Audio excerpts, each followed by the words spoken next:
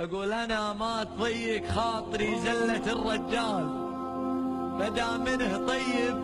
بتعذر له بطيبه، لو نزلته بين الرجيل ما تنقال، فانا اقدر الطيب ولا افكر اعيبه، اعيش برحابه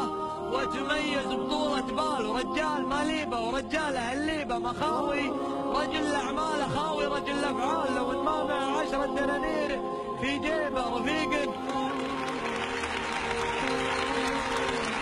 مخاوي، رجل الاعمال خاوي رجل الافعال، لو ما معه 10 دنانير في جيبه رفيق ما هو بيسوى، ابيعه بنص ريال ورفيق ابيع العمر دونه، وما ريبه ضعيف الروابع جعله الضيق والسلال، ولا ضر واسمه ما له الالف والخيبه،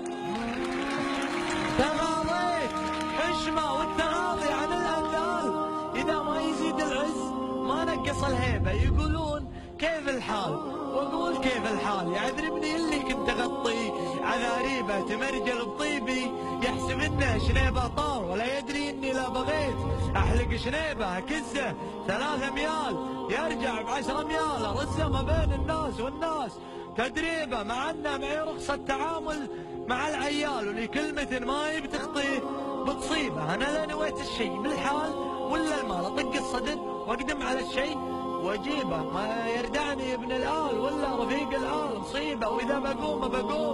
بمصيبه، لكن الردي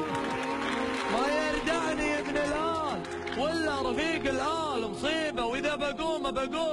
بمصيبه، لكن الردي لا صار ابن عم ولا خال، هذا والله اللي تبتلش وش تسوي به.